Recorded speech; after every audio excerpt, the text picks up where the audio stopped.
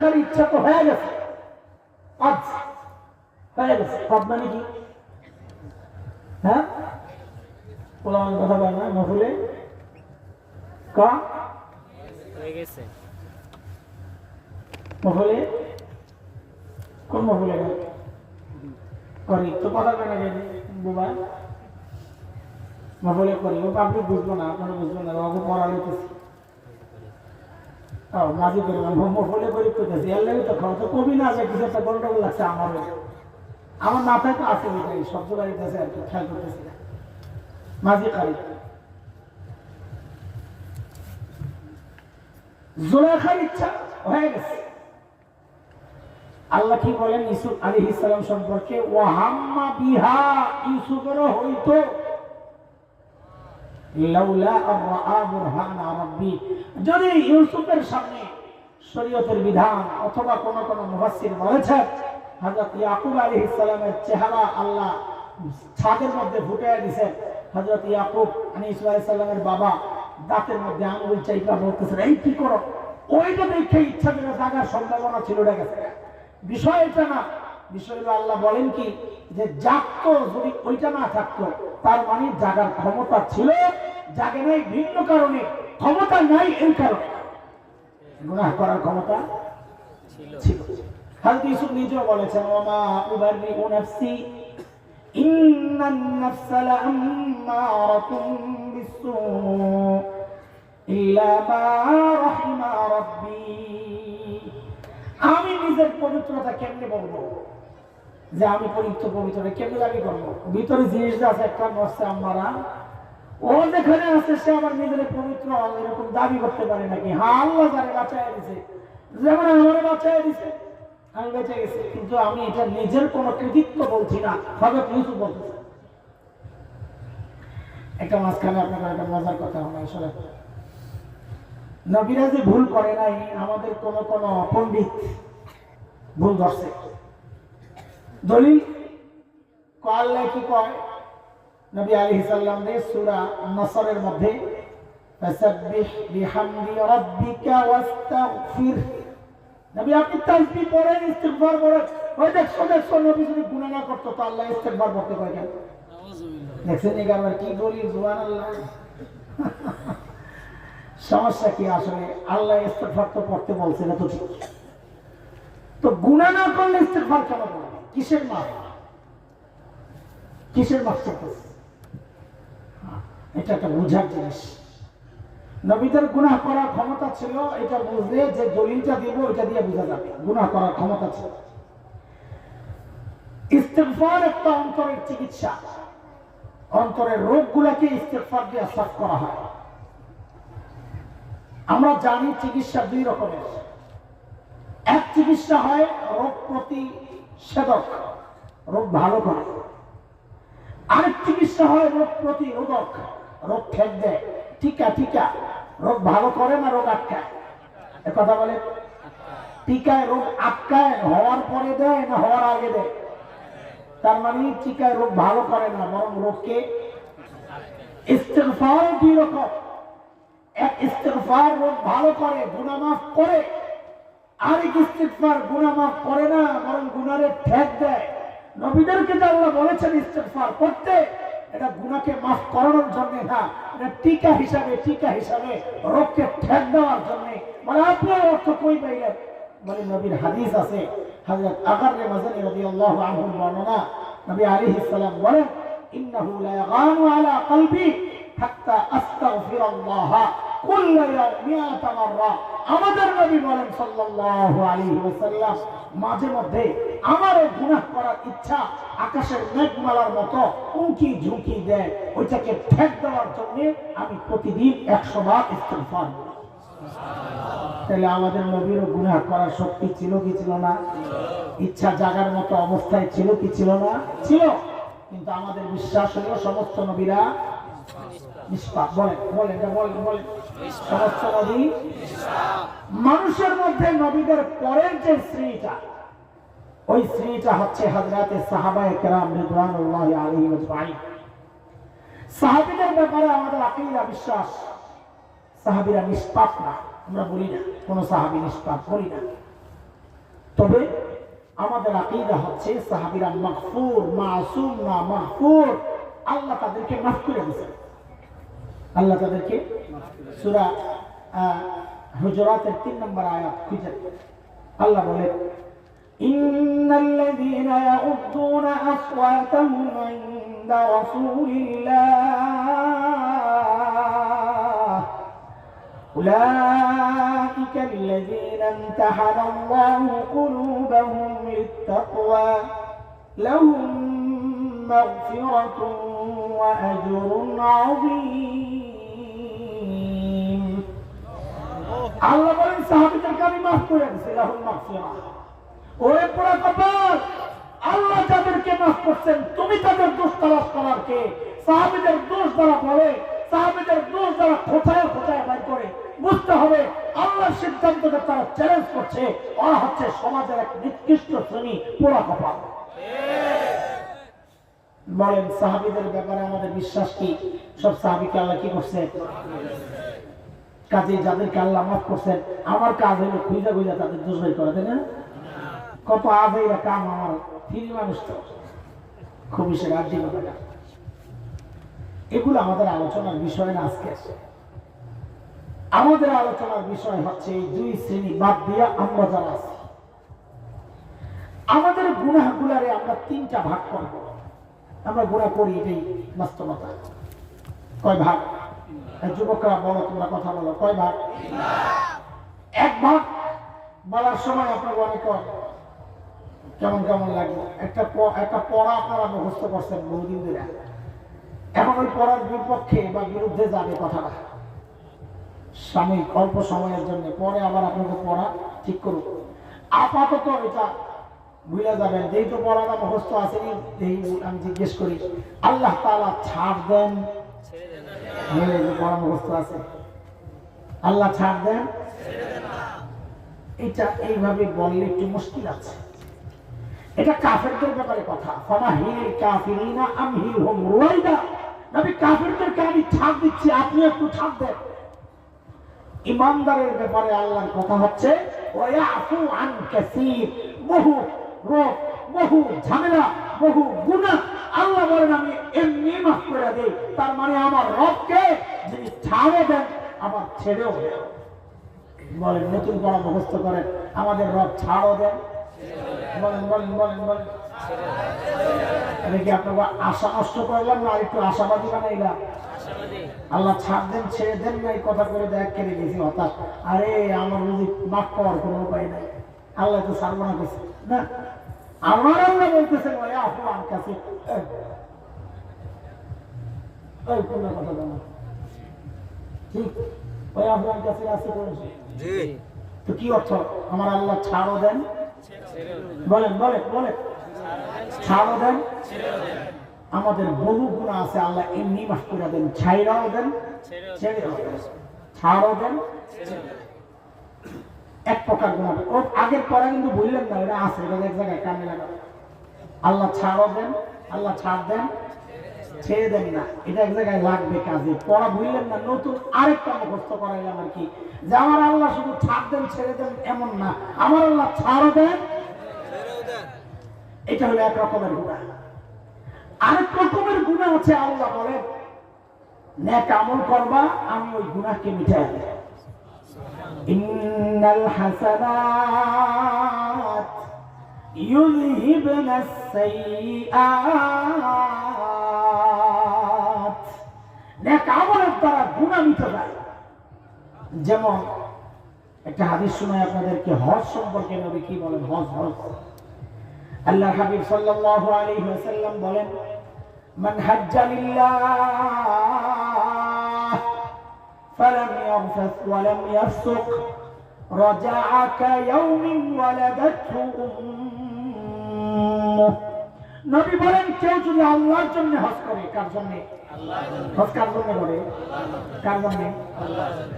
তাহলে নবীর আল্লাহর জন্য যদি হজ করে, কথাটা বলার দরকার কি? বাড়তি কথা? নবী বুঝি বাড়তি কথা বলেন? হ্যাঁ, আমাদের নবী বুঝি বাড়তি কথা বলেন? বরং আমার নবীর অনন্য বৈশিষ্ট্যের মধ্যে একটা, এটা জাওয়ামিউল কালিম, কথা কম অর্থ বেশি, এই যোগ্যতা আল্লাহ দিয়েছিলেন। অনেক কথা বুঝাইতেন অল্প কথা দিয়ে। এটা আমার নবীর অনন্য বৈশিষ্ট্য। ফালতু কথা বলা থাক, দূরের কথা। তাই নবী এই কথা কেন বললেন? যদি কেউ আল্লাহর জন্য হজ করে, বুঝা গেল কিছু হাজি সাহেব পাওয়া যাবে যারা আল্লাহর জন্য হজ করবে না। ঠিক।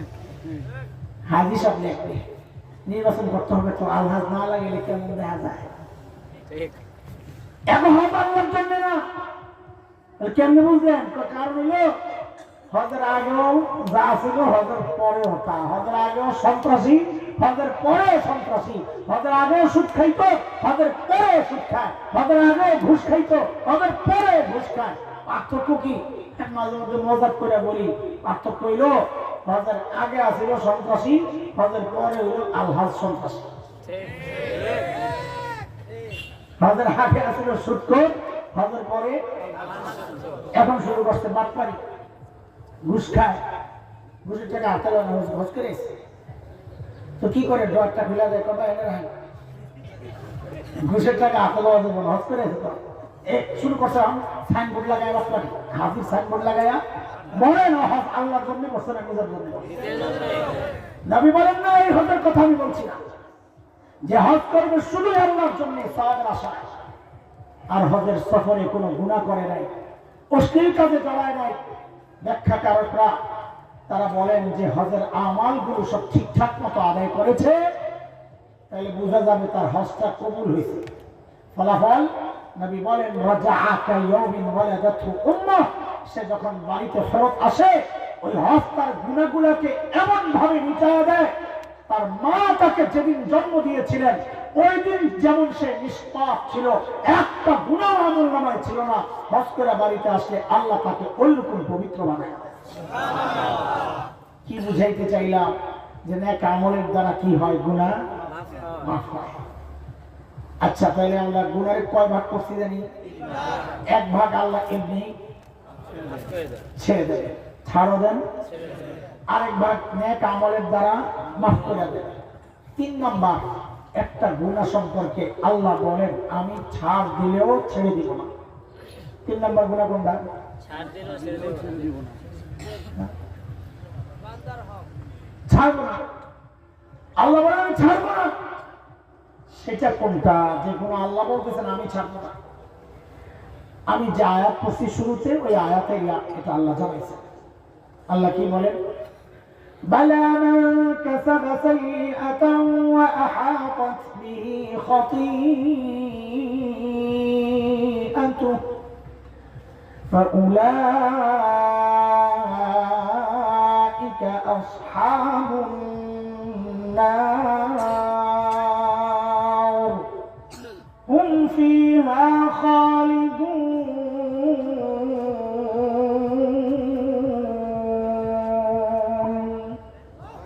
আমি আয়াতের তর্জমায় যাব না, সময় তো অনেক গেছে গা, এই জন্য শুধু সংক্ষেপ করে বলি। আল্লাহ বলছেন এই গুনাহ আমি ছাড়বো না। সেটা কোনটা? আহাতাত বিহি খাতিআতু, যে গুনাহ বান্দারের চারদিক থেকে ঘিরে নেয়। মুফাসসিররা ব্যাখ্যায় বলেন যে গুনাহ বান্দা ছাড়তে পারে না, অর্থাৎ আরো সহজ করে যদি বলি তো বলতে হয় যে গুনাহ বান্দা নিয়মিত করে যাচ্ছে, ছাড়তে পারে না।